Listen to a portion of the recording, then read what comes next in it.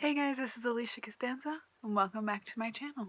So today I am going to be showing you guys my Bookopoly board that I got, of course, from several booktubers that I've seen on YouTube, and a lot of booktubers have recently been using TBR games, and I kind of fell into a rabbit hole a little bit, as you'll see with my Randomised board too.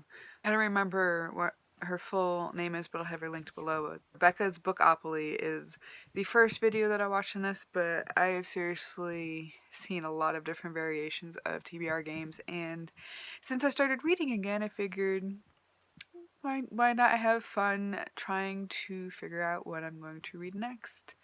So here we are. Now let's take a look at the board. Alright, y'all. I've got my 12-sided die, my orange citrine, it's going to be my little marker, and we're going to do 4 rolls. It's ambitious, so 4. 10. 1, 2, 3. Is a sci-fi. That is surprising. I don't usually read sci-fi, but that's okay. So roll number 1 was sci-fi. And I'm probably shooting myself a little bit in the foot here because my pick is massive. And that is going to be The Map of Time by Felix J. Palma. I'm probably not saying that right at all. But you can see that I'm halfway through it. I started reading it a long time ago, and I remember quite a bit of it, which is surprising.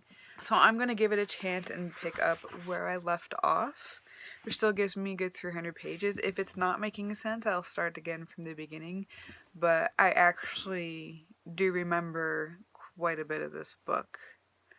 I remember it taking me a little while to get as far as I am in it, so this is going to be one of those that I'm going to try to finish up that I started before, but it's also science fiction about time travel, and I'm really excited to finish it though, now that I'm remembering where I left off.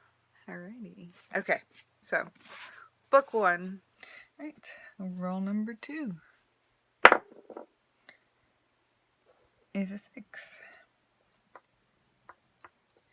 Gothic. Roll number 2 is Gothic. So I was struggling to find a book on my shelf that would be considered Gothic that wasn't just Poe. I do have the complete works of Poe, and although that would be a decent read, that it's like this thick, and doesn't work well for me bringing it to school to read.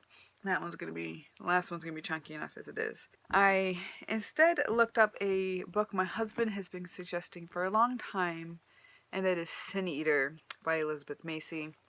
It actually winner of the Bram Stoker Award. That sounds pretty darn cool. This one is something that has a theme that I've been talking about with my husband for a long time, because I wrote a Sin Eater story about a young boy who literally absorbed the sins of others. He was one martyr amongst many, and he goes into the capital and falls in love with a girl, kind of ish.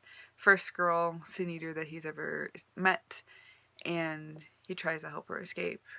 It's a short story. It's very dark and gruesome with a little bit of hope, I think. He told me to read this when I was writing that story, so now's the time to read this. I have no idea what it's really about other than it's a similar type of theme. It says, according to the legend, the Sin Eater is a dark and mysterious figure of the night, condemned to live alone in the woods, who devours food from the chests of the dead to allow them to ascend to heaven. To look upon the Sin Eater is to see the face of all the evil he has eaten, and to become insane with the overwhelming presence of sin. So very similar to the type of themes that I was talking about.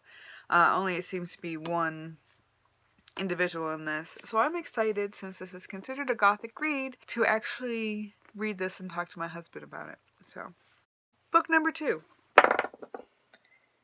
3. 1, 2, 3. Reread a book. So roll number 3 is a reread, and I'm kind of cheating a little bit with this. I'm going to reread one of my own books, and that is because I'm writing the second book right now. I am about a third of the way through it, and it would really help me to revisit the world. It's been a couple years since I've read it, and this is The Girl with the Glowing Hair, the first in my Lily Graves series. So that is going to be my third. I've been thinking about rereading it for a while, and I figured perfect opportunity, prompt, the world telling me to, hey, go ahead and freaking do that. So I'm going to spend my time reading and revisiting my characters in book 1 to help me out with book 2. So there's my reread pick. This is going a lot differently than it did in my practice rounds, with which I did 5, and they were all really the same, similar, but I was also rolling the die differently. So, all right, my last roll is an 11. Randomised Goodreads TBR. I might actually have to buy a book for this one. Alright. Okay, so roll number 4 is a Goodreads randomized. Yeah. So I'm going to go to my Goodreads now and check that out. I have 112 on my want to read list, and let's see what happens.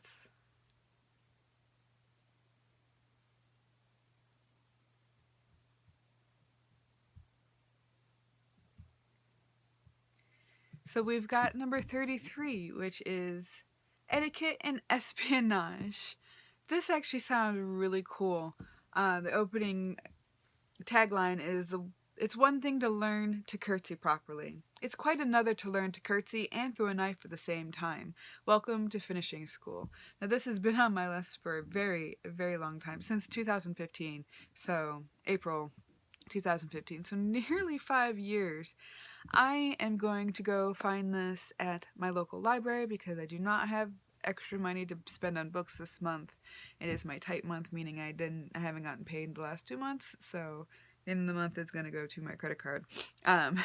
I will take you guys on my adventure to going to the library to get my library card and getting this book. I'm actually quite excited about my TBR. It's weird to say. I'm not a booktuber in general, but this plus the one from the library is actually quite massive. I'm a little bit concerned with myself and my choices, but why not challenge myself, I guess? I mean, I did last month with reading Lord of the Flies, so why not now? Alright, well, if you find this entertaining, and you'd like me to continue the Bookopoly series every month, let me know in the comments below. Honestly, I'll probably be doing this anyways because it was a lot of freaking fun. Let's see if I'm saying that later this month. So, thank you for watching. I'll see you guys next time. Bye. Interesting.